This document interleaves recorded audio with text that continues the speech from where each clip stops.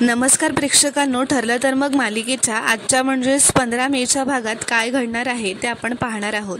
पण त्याआधी जर तुम्ही माझ्या चॅनलवर नवीन असाल तर चॅनलला प्लीज सबस्क्राईब करा. तर आता आपण पाहतो की अर्जुन कल्पना व प्रतापला सगळ्या गोष्टी सांगत असतो. इथे दुसरीकडे प्रिया आता रडायची खूपच ॲक्टिंग करत असते. सुमन तिला आता पाणी प्यायला देते. प्रिया रविराजला असं म्हणते, बाबा जेव्हा मी इथे परत आले आणि तुम्ही मला पैसे द्यायला लागलात ना, तेव्हा मी साक्षीचे सगळे पैसे परत केले.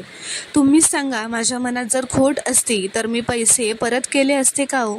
तर अश्विन म्हणतो, हे बघ तन्वी, मला असं अजिबात वाटत नाही की तुझ्या मनात खोट आहे.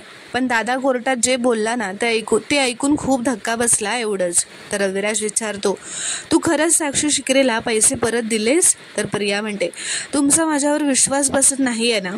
तर रविराज म्हणतो, खरं तर अजिबात नाही. तर प्रिया म्हणते, थांबा, मी साक्षीला फोन लावते, तुम्ही तिच्याच तोंडून ऐका की मी तिचं सगळं कर्ज फेडलं होतं.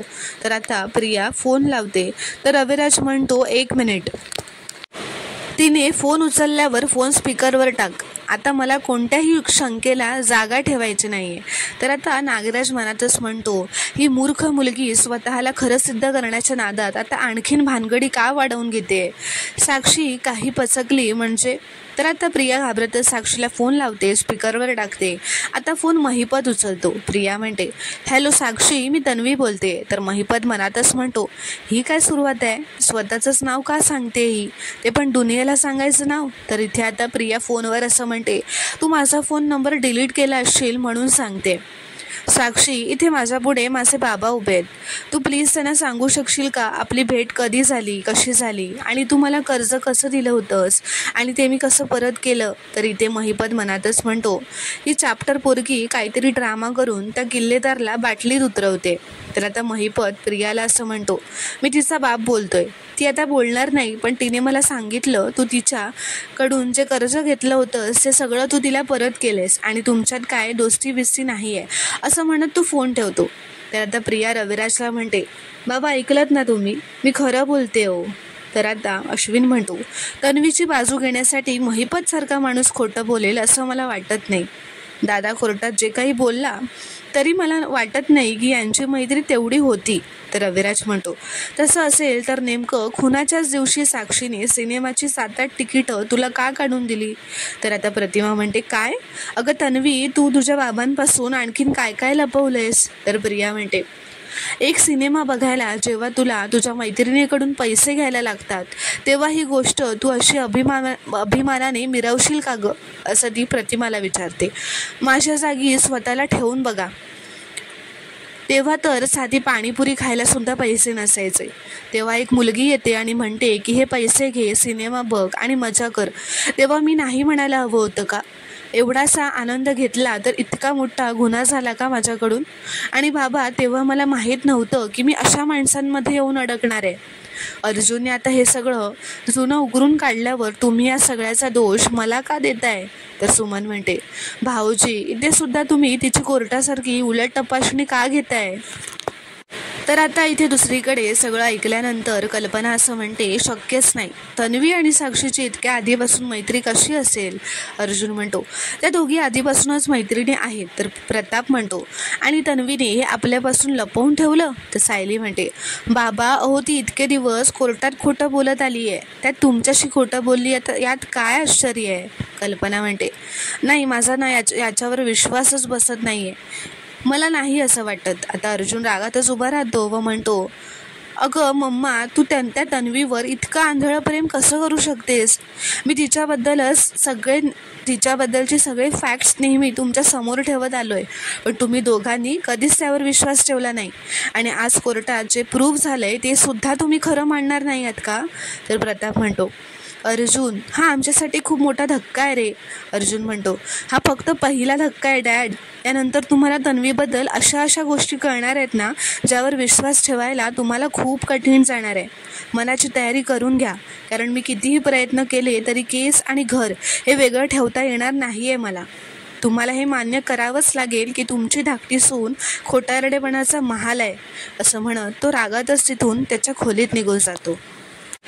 तर आता अर्जुन चिडतच त्याच्या खोलीत येतो. सायलीही त्याच्या मागून खोलीत येते व म्हणते, आई बाबांशी असं वागताना त्रास होतोय का? तर अर्जुन हो असं म्हणतो. तर सायली म्हणते, मग का वागला तसं?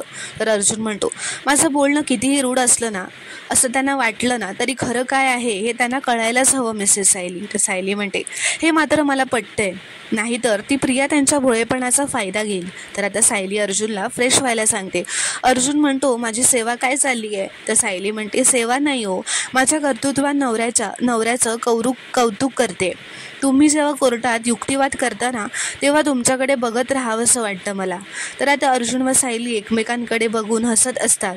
इथे दुसरीकडे प्रिया रविराजला असं म्हणते, बाबा मी शपथ घेऊन सांगते, माझी साक्षीची ओळख होती, पण मुद्दाम तुम्हाला येऊन सांगावं इतकी जवळची मैत्रीण नव्हती होती आमची. ती मुलगी कशी आहे, तिचे वडील कोण आहेत, ते काय करतात हे सुरुवातीला मला माहीत नव्हतं. तर अश्विन म्हणतो, तन्वी दुसऱ्या कोणाचा तुझ्यावर विश्वास नसेल तरी माझा आहे. तर प्रिया म्हणते, बाबा काहीच बोलत नाही आहेत रे. प्रतिमा म्हणते, ते या बाबतीत कुठलाही निर्णय घाईने कसे घेतील? चौफेर विचार करणारच ना.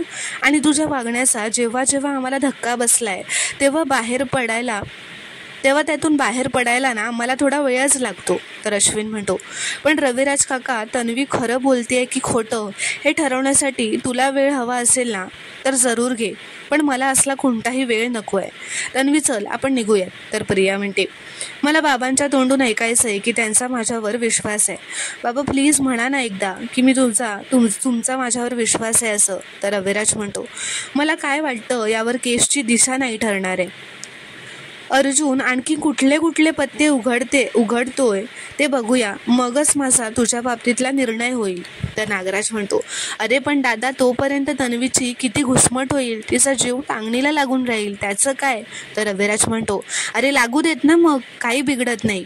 अश्विन म्हणतो, प्रतिमा आत्या, सुमन काकू, येतो आम्ही. तर प्रिया म्हणते, येते बाबा. तर रविराज म्हणतो, तुझे घरचे वाट बघत असतील, निघ असं तो रागातच म्हणतो. तर आता तन्वी तिथून निघून जाते. इथे दुसरीकडे कल्पना प्रतापला असं म्हणते, कोण खरं बोलतंय कोण खोटं बोलतंय मला काहीच कळत नाहीये. तन्वीने आपल्याशी एवढ्या गोष्टी लपवल्या असतील का? तर प्रताप म्हणतो, कल्पना तो काय रागा करून बदलणार आहे काही गोष्ट, आणि तसंही आपल्याला यातलं माहीत नाही आहे, त्यामुळे आपण कुठल्याही निर्णयावर यायची घाई करायला नको. तर सायली म्हणते, बाबा तुम्ही बरोबर बोलताय, आता आम्ही काय सांगतोय त्यावरून नाही तर कोर्टात काय घडेल त्यावरून तुमचा निर्णय ठरवा असं मला वाटतं. तर प्रेक्षकांनो, आता पुढील भागात काय घडणार हे पाहणं खूपच रोमांचक ठरणार आहे. व्हिडिओ पूर्ण बघितल्याबद्दल धन्यवाद. व्हिडिओ आवडल्यास कॉमेंटमध्ये नक्की कळवा व चॅनलला प्लीज सबस्क्राईब करा.